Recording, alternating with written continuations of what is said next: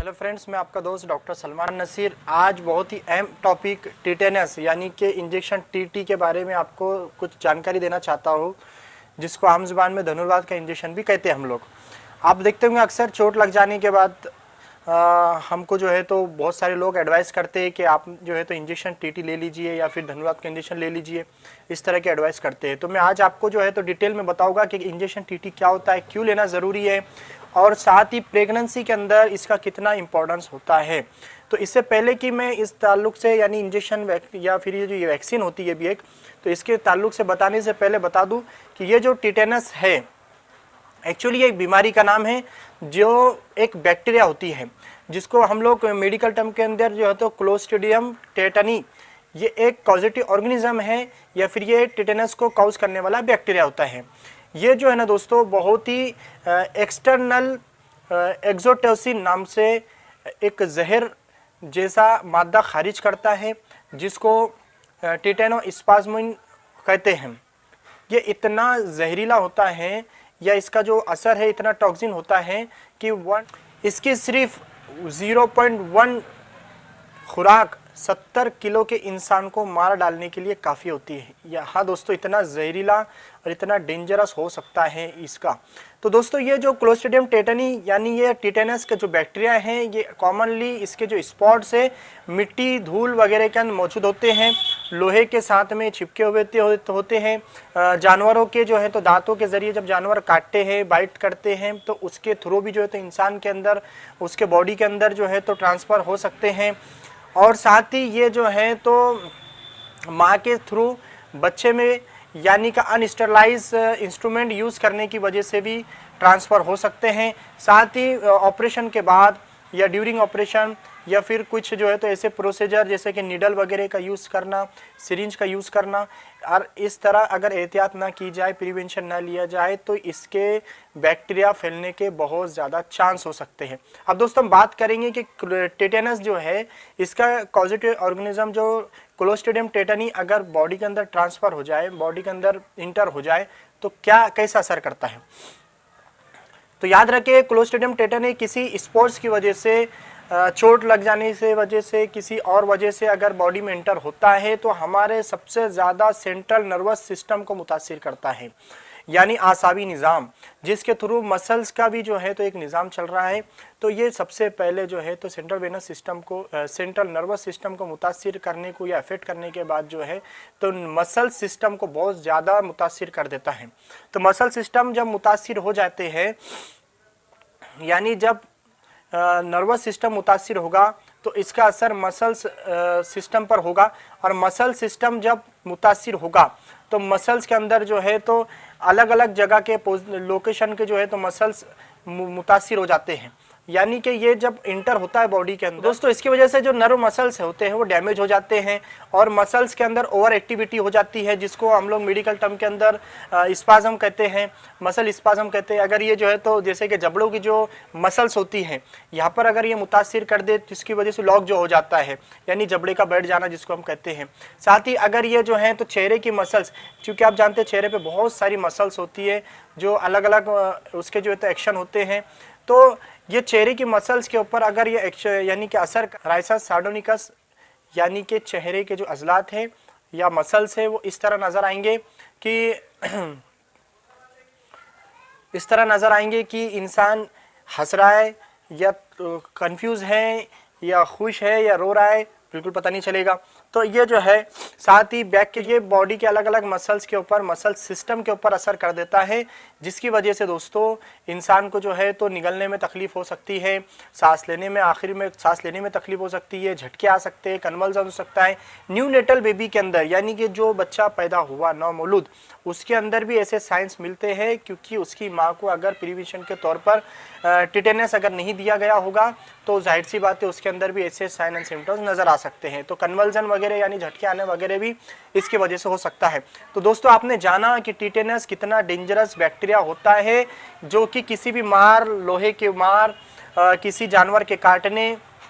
या नीडल वगैरह के टच में आने, मुख्तलिफ तरीके से जो है तो ये हमारे बॉडी में इंटर होकर इतना बुरी तरह असर कर सकता है। अब हम लोग जानेंगे दोस्तों सबसे अहम टॉपिक प्रिवेंशन। इससे कैसे बचा जा सकता है। तो दोस्तों सबसे बेहतर तो ये है कि प्रिवेंशन जो है हम खुद एहतियात करने की कोशिश करें। प्रिवेंशन कैसे करना है, जब हमने इसके बारे में जान लिया कि कितनी डेंजरस बीमारी है, तो इसलिए इसका चोट मोच से आप बचने की कोशिश करें। लेकिन ये एक्सीडेंटली होता है, अचानक होता है, सडन होता है, इसलिए इससे बचाव से पहले ही हमको कुछ तदाबीर करना चाहिए। गवर्नमेंट ने इसके लिए बहुत सारी तदबीर इख्तियार कर ली है। ये पहले बहुत ही डेंजरस हो सकता था और आपको सुनकर हैरानी हो कि इसकी वजह से कई हज़ारों लोगों की मौतें हो चुकी हैं। इसलिए इसके लिए बचपन से ही जो है तो एक इम्यूनाइजेशन का शेड्यूल शुरू किया जाता है और 5 साल तक के जो है तो कॉमनली सभी बच्चों को जो है तो वैक्सीनेशन के अंदर इसका वैक्सीन दे दी जाती है टिटेनस के लिए। तो दोस्तों इसके लिए जो वैक्सीन दी जाती है कॉमनली छोटे बच्चों में वो ऑलरेडी हो जाती है। अब उसमें जो DPT नाम का जो एक वैक्सीन आती है जो कि 1.5 महीने, उसके बाद 2.5 महीने, 3.5 महीने, है ना, फिर उसके बाद 4-5 महीने, 4-5 साल तक के बच्चा होए तक जो है तो उसके शेड्यूल के हिसाब से 5 मरतबा एटलीस्ट उसको टिटेनस की जो वैक्सीन प्रोवाइड कर दी जाती है, जिसकी वजह से जो है तो बच्चे के अंदर इम्यूनिटी पैदा हो जाए। साथ ही इम्यूनोग्लोबिन यानी कि इम्यूनिटी पावर को मजबूत करने के लिए भी इसको लगाया जाता है, इसका बूस्टर डोज भी दिया जाता है।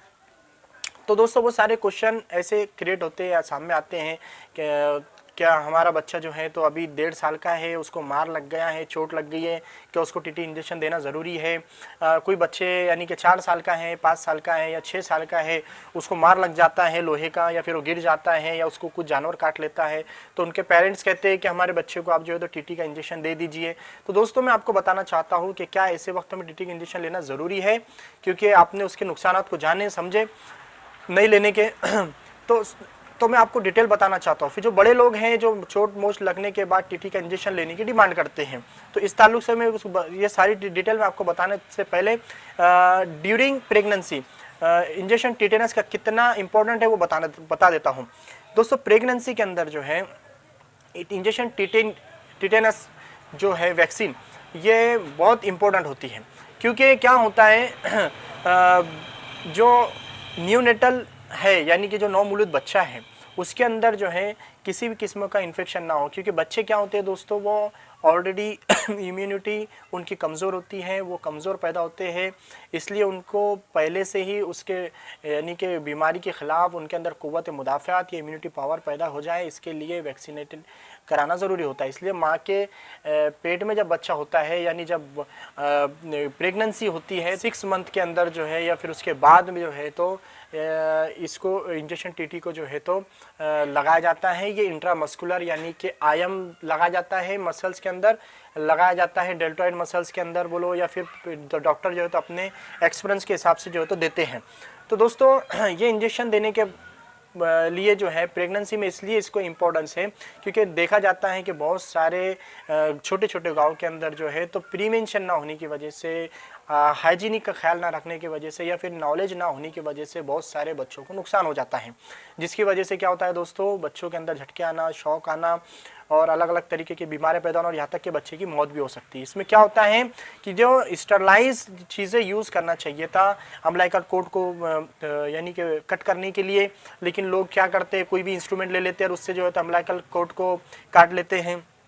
उसकी वजह से अनहाइजीनिक की वजह से जो है या स्टरलाइज यूज़ करने की वजह से जो है तो वो इन्फेक्शन जो है तो बॉडी के अंदर ट्रांसफ़र हो जाता है, जिसकी वजह से बहुत सारी प्रॉब्लम आती है और फाइनली बच्चे की डेथ हो जाती है। तो अम्बिलिकल कोर्ड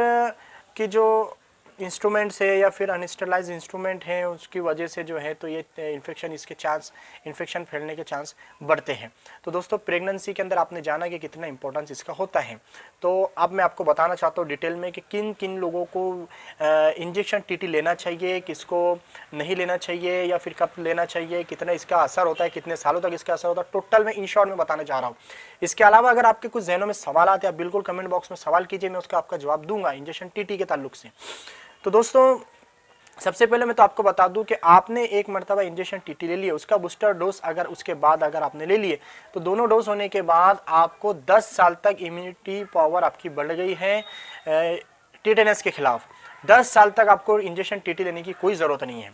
हाँ दोस्तों, आपने एक बार इंजेक्शन टीटी का ले लिए, उसके बाद बूस्टर डोज ले लिए, 3 महीने के बाद ले सकते हैं आप, 1 महीने के बाद भी ले सकते हैं। वो लेने के बाद आपकी इम्यूनिटी पावर 10 साल तक रहती है, यानी 5 साल तक के बच्चों को जो शेड्यूल होता है इम्यूनाइजेशन का, उसके अंदर ऑलरेडी टिटेनस मौजूद होता है, डीपीटी, डिप्थेरिया और पर्ट्यूसिस यानी काली खांसी और टिटेनस, यानी ऑलरेडी ये जो है तो वैक्सीनेशन के अंदर मौजूद होता है। इसके लिए बच्चा जब 10 साल तक हो यानी कि पहुंच नहीं जाता, तब तक उसके अंदर इम्यूनिटी पावर मौजूद होती है। हाँ, ये बात अलग है कि अगर आपके बच्चों को आपने डोज नहीं पिलाए हुए हैं, डोज नहीं दिए हैं, इंजेक्शन नहीं दिए हैं, वैक्सीनेशन नहीं कराए हैं, तो फिर जाहिर सी बात है कि आपको जो है तो अपने डॉक्टर की सलाह लेना ज़रूरी है, क्योंकि ऐसे में जो है तो अगर आपने वैक्सीन लिए ही नहीं तो आपके लिए तो यानी कि आपके बच्चे के लिए तो ये नुकसान हो सकता है। अब सवाल बड़ों के लिए है, क्या बड़ों ने कब लेना चाहिए? तो दोस्तों मैं जैसे आपको बताया है वो सेम वैसा बड़ों के लिए भी उसूल है। बड़ों के लिए क्या उसूल है? बड़ों के लिए उसूल ये है कि अगर मान लो मेरे को पता नहीं है कि मैंने टीटी कब लिया था, और मैं अगर मान लूँ कि 25 साल का हो गया लेकिन मुझे एग्जैक्ट पता नहीं है, अब मैं टिटेनस के खिलाफ एक बेहतरीन वैक्सीनेशन या कोर्स करना चाह रहा हूँ, तो मैं क्या कर सकता हूँ? अगर खुदा ना खास्ता मुझे चोट लग गई तो क्या चोट लगते से फ़ौरन मुझे इंजेक्शन ले लेना चाहिए? तो दोस्तों अगर मैं पिछले 5 साल पहले अगर मैंने वैक्सीन लिया होगा, टिटेनस का इंजेक्शन लिया होगा, तो मुझको जो है तो लेने की कोई ज़रूरत नहीं है। अगर सेफ्टी के तौर पर मुझे नहीं पता है और मैं आप आगे के लिए जो है तो एहतियात करना चाह रहा हूँ, या मुझे अभी तक कोई मार तो नहीं लगा लेकिन खुदा ना खास्ता कभी मार लग जाए, तो उससे पहले मैं प्रिवेंशन के तौर पर इसका कोर्स कर लेना चाहता हूँ, तो इसके लिए मैं बेहतरीन शेड्यूल आपको बताना चाह रहा हूँ। सबसे पहले आपको जिस वक्त तो चोट लगी है उस वक्त आप जब टीटी ले रहे हैं उसके 4 हफ्ते के बाद आपको सेकंड डोज लेना है, ठीक है। अब तक जिसको वैक्सीन का टीटी के बारे में बिल्कुल पता नहीं है और वो चाहते हैं कि मैं टीटीनस के बारे में जो है तो फिक्रमंद रहूँ और अच्छे से कोर्स कर लूँ, उसका इंजेक्शन ले लूँ, तो उसके लिए दोस्तों पहले वक्त अगर आपको कुछ वक्त मार लगा है उस दिन आपको लेना है, या फिर नहीं भी लगा और आपसे शुरू करना चाहते तो आप जब चाहे तब ले लो। उसके 4 हफ्ते के बाद उसका दूसरा डोज ले लो, फिर उसके जो है तो 8 हफ्ते के बाद आफ्टर 8 वीक्स उसके बाद आपको लेना है, फिर उसके बाद जो है तो डायरेक्ट 1 साल के बाद आपको लेना है। तो समझ में आया दोस्तों? तो पहला तो आपको जिस वक्त आपको मार लगाई या चोट लगी उस वक्त लेना है, उसके बाद उसके 4 हफ्ते के बाद लेना है, फिर उसके 8 हफ्ते के बाद लेना है, उसके बाद डायरेक्ट 1 साल के बाद लेना है। इस तरह ये शेड्यूल अगर आपका कंप्लीट हो गया तो डायरेक्ट 10 साल के बाद आपको इंजेक्शन लेने की ज़रूरत पड़ेगी, उससे पहले आपको इंजेक्शन लेने की कोई ज़रूरत नहीं है, सिर्फ आपको एहतियात करना है। अब दोस्तों सवाल ये आता है मेडिकल स्टूडेंट्स के जहन में, उनको बता दूं कि ये जो टिटेनस है ये बहुत हानिकारक हो सकता है। ऐसे पेशेंट को हम लोग इंटेंसिव केयर के अंदर लेते हैं और फाइनली उसको जो है तो वेंटिलेटर की ज़रूरत भी पड़ जाती है। तो मैंने भी अपनी प्रैक्टिस में देखा इस तरह टाइप के पेशेंट टिटेनस के बहुत डेंजरस होता है ये, तो इसके लिए एहतियात बहुत ज़रूरी है। मुझे इसकी कमी महसूस हुई और मेरे पास रोज़मर्रा ओपीडी के अंदर पेशेंट आते हैं, टिटेनस को लेने की डिमांड करते हैं। तो आई होप कि आपको अच्छे से समझ में आ गया होगा कि टिटेनस कब लेना चाहिए, टीटी का इंजेक्शन कब नहीं लेना चाहिए, किसको लेना चाहिए किसको नहीं लेना चाहिए, सारी चीज़ आपके समझ में आ गई होगी। इसके बावजूद अगर आपके जहन में कोई क्वेश्चन है तो आप बिल्कुल मेरे को जो है तो कमेंट बॉक्स में पूछ सकते हैं, मैं आपको उसका